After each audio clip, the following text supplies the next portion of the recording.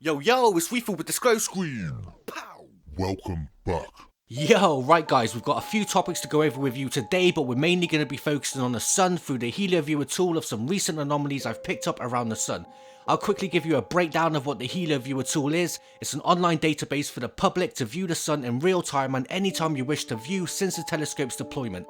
Its official name is the Solar and Heliospheric Image Visualization Tool, and it's all being fed through the SDO, the Solar Dynamics Observatory Telescope that was deployed by NASA back in 2010.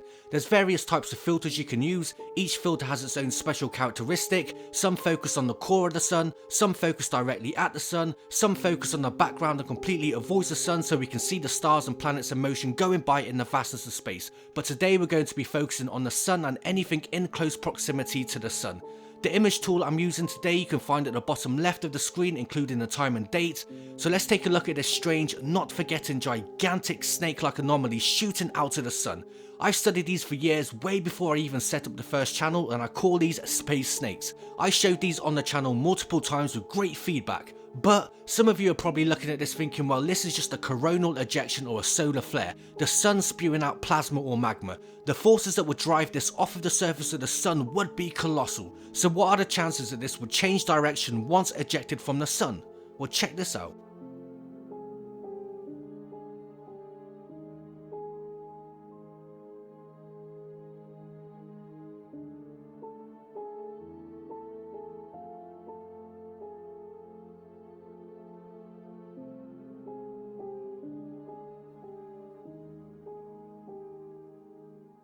This thing pretty much does a right angle turn and then shoots back off into space.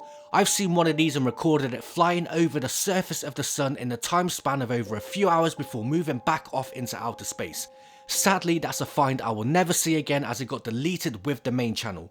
I believe these are living entities and not alien craft, space snakes just like what we call rods here on Earth. I believe we have these life forms in our own skies, aka rods. We have living entities in our atmosphere, in low Earth orbit, in space, and of course around the sun. But how could anything living or mechanical survive around the sun? The temperature would evaporate anything in its path, and not to mention the pressure of gravity sucking in or crushing anything that gets too close to the sun. There is a theory though, it's not my theory and it's not a new theory, but it's one I'm very open-minded to, is that the sun isn't hot at all. It's not a huge ball of scorching hot plasma with a nuclear fusion core as we believe it to be, but in fact it's freezing cold. It's a huge ball of opposite fusion energy. There's been questions floating around for decades saying, well, if the sun is so hot, why is space cold? If you're anything like me, I tend to avoid the sun as much as I can. I'm always pale. I believe the sun ages and destroys the cells in the human skin, and on a good sunny day, even in the UK for me, 1 hour in the sun and I'm as red as a lobster. I burn so easy. So if we can get burnt so easily here on Earth, even with the ozone layer protecting us from the harmful rays of the sun, why aren't the astronauts on the ISS cooking to death while they are closer to the sun than any human being has ever been? So if the sun's cold, how does it heat the planet, you're probably thinking? Amongst this cold fusion energy theory is that the rays emitted from the sun, which are cold, interacts with the Earth's magnetic field and ozone layer, which produce this friction of heat which warms the planet on interaction. So whether the sun is in fact cold fusion energy or scorching hot, reaching temperatures of 10,000 degrees Fahrenheit on the surface and reaching 27,000 degrees Fahrenheit at the core of the sun, there is definitely activity going on around the sun. So plasma-based life forms living in space and around our sun, I must be mad. Well, a former NASA astronaut, a Franklin Story Musgrave, believes he saw a large snake floating through space. He said on 2 flights he's seen and photographed what he calls the snake. It's like a 7-foot eel swimming out there. He first saw this snake-type creature on the 1993 STS-61 space flight for the first Hubble Space Telescope servicing mission.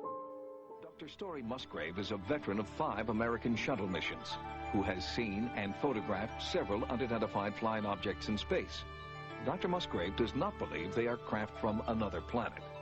On 2 of my missions, and I still don't have an answer, I have seen a snake out there, 6, 7, 8 feet long.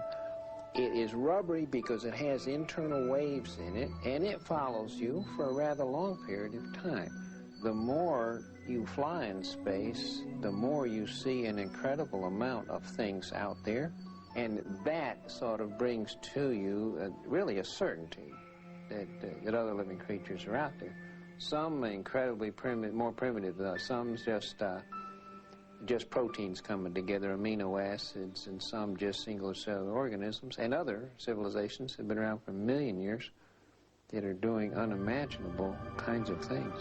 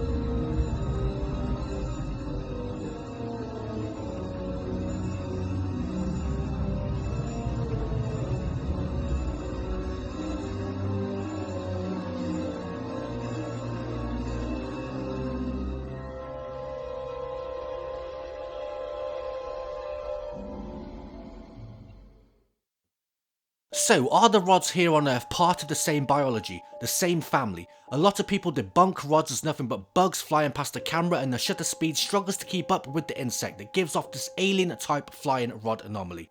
Well, around 2 years ago, I presented a video of one of these rods up close and personal, keeping up with an aeroplane that was taking off before leaving the aeroplane in its tracks. I was granted permission to use the video back then, but all information and the video was lost with the first channel's termination.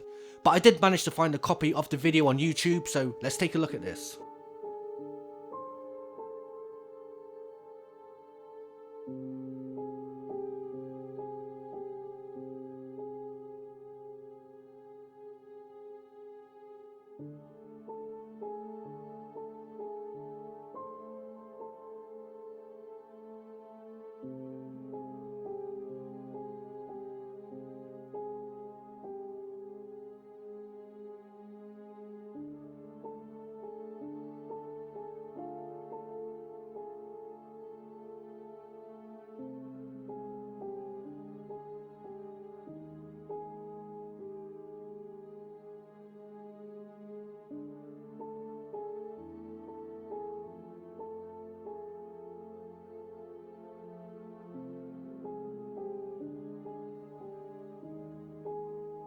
Now let's take a look at some more anomalies I found around the sun in a 48-hour period from June 3rd, 2021 to June 5th.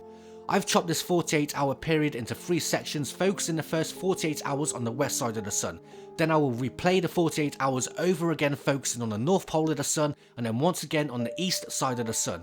I will have to speed this whole process up or this video will go way over the 20-minute mark, but if you can possibly slow this portion of the video down, you can look at this over and over again, and each time you do, you will see something new. I'm just going to point out the most prominent out of place anomalies I found during this 48-hour period viewing the sun. Anyways, hope you enjoyed this video guys. I'm starting to feel a lot better now, and I'm going to try and get a video uploaded per day, so no doubt I will catch you soon. Legends.